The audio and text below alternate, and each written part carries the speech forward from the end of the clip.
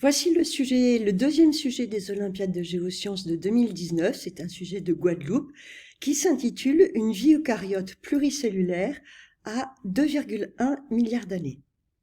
Alors on vous précise que le gisement où on a trouvé ces formes qui ressemblent à des fossiles se trouve au Gabon, dans un bassin sédimentaire que l'on appelle le bassin de Franceville, et que ces fossiles ont en particulier été trouvés dans des couches sédimentaires de type argile noire, ce qui a permis aux géologues d'interpréter ces argiles en termes de milieu de dépôt.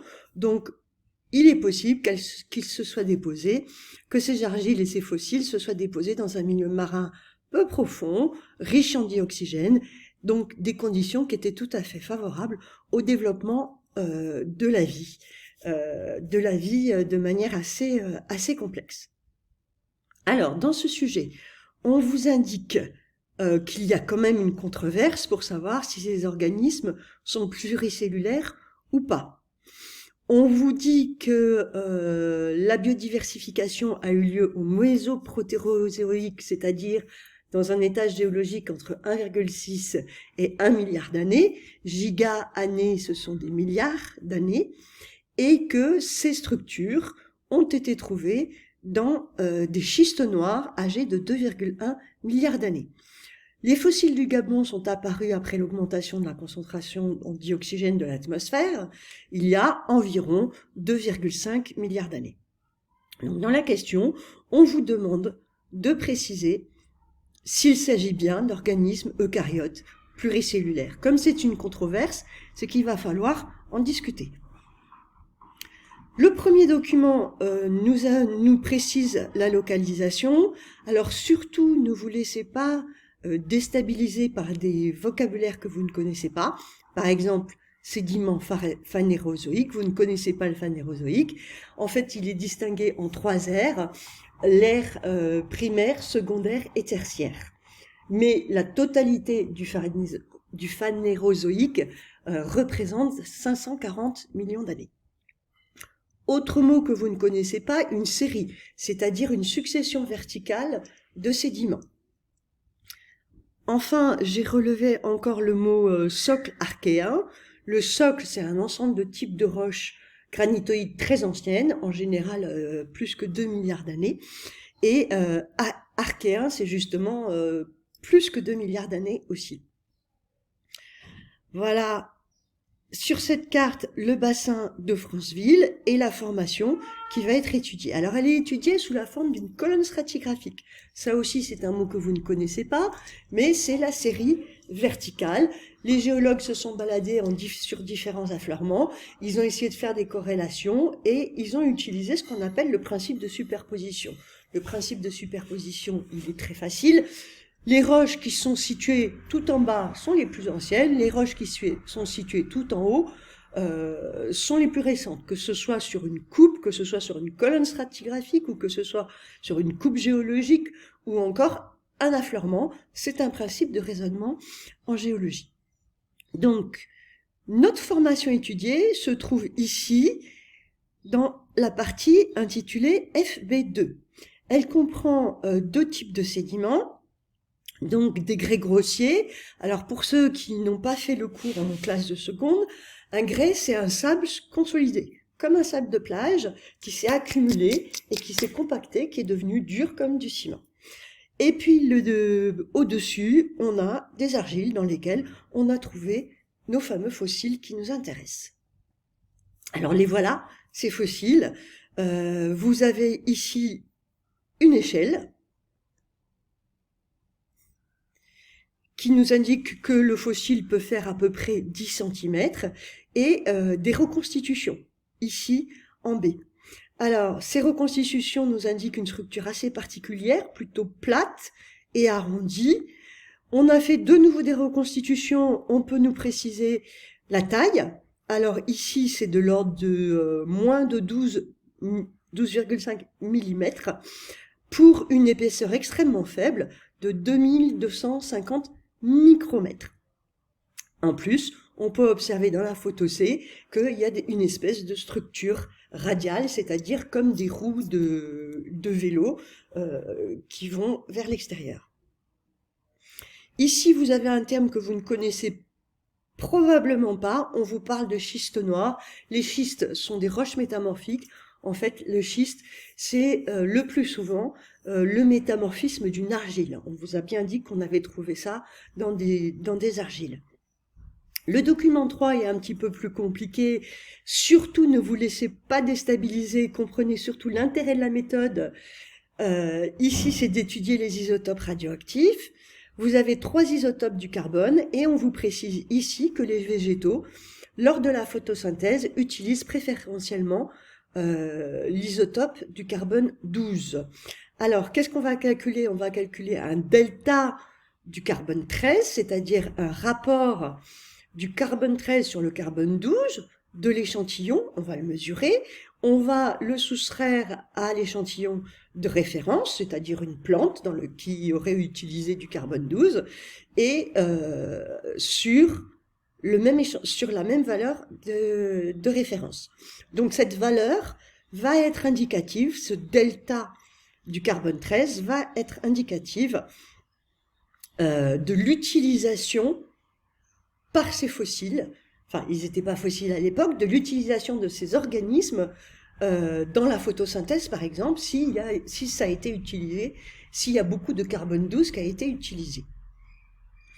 Dans le document 3, on vous donne les valeurs, et dans le document 3C, on vous donne des valeurs à peu près entre moins 33 et moins 37. Or, moins 33 et moins 37, ça correspond aux algues eucaryotes. Donc, on a des fossiles qui seraient des eucaryotes et qui seraient proches des algues.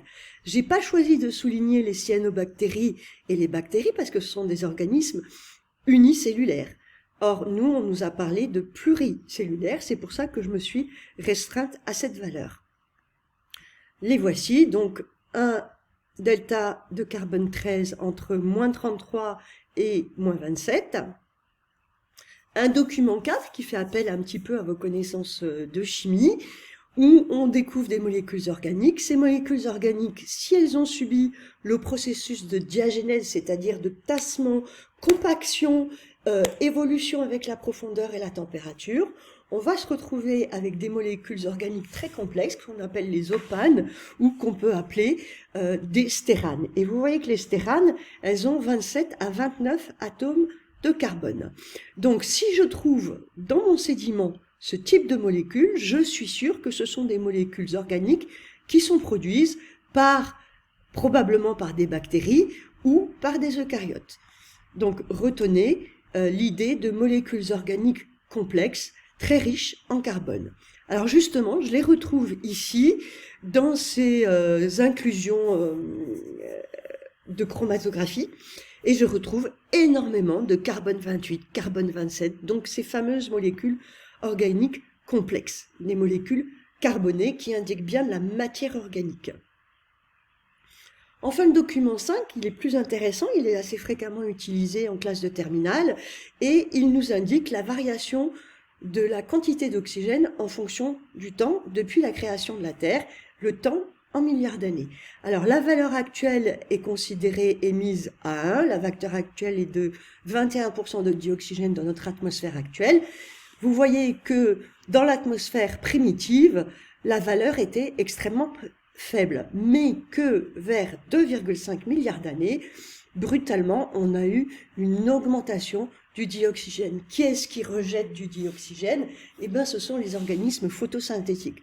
Donc là encore, cet enrichissement en dioxygène dans l'atmosphère après 2,5 milliards d'années pourrait être lié à la photosynthèse avec des organismes pluricellulaires. Là, on vous a donné les représentations de nos fameux fossiles avec cette fameuse structure radiale, mais on peut retrouver cette structure radiale dans des fossiles bactériens.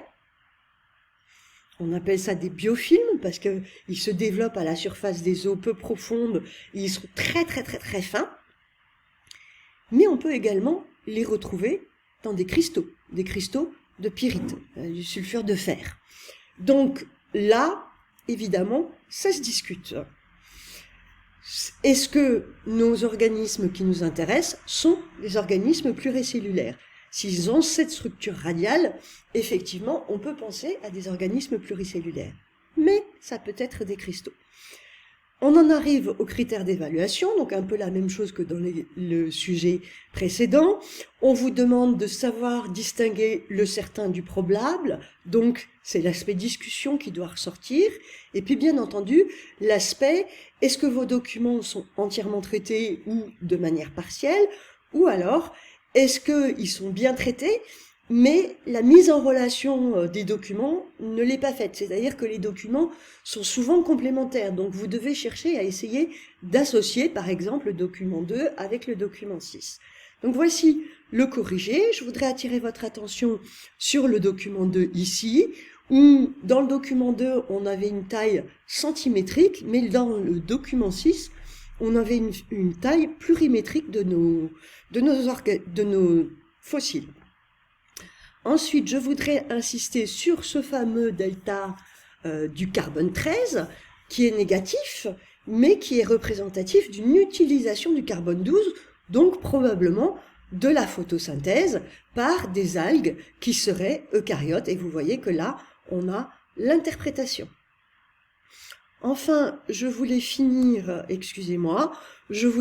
sur le bilan. N'oubliez pas la phrase ou une phrase de bilan.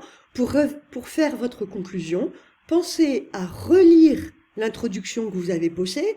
Vous avez posé une introduction en une ou deux phrases avec une question, c'est-à-dire une problématique qui nous donne l'objectif du sujet. En conclusion, vous allez, avant de rédiger votre conclusion, vous allez relire votre question de problématique et vous allez essayer d'y répondre de manière courte en une ou deux phrases avec les mots-clés principaux. Donc les mots-clés principaux, c'est des organismes pluricellulaires, probablement eucaryotes, qui ont vécu dans un environnement oxygéné il y a 2,5 milliards d'années. J'espère que vous avez compris et que surtout, ne vous affolez pas si on vous explique une technique, vous devez juste en sortir l'essentiel, même si vous ne comprenez pas la technique en elle-même. Allez, demain, je vous envoie la 3e vidéo.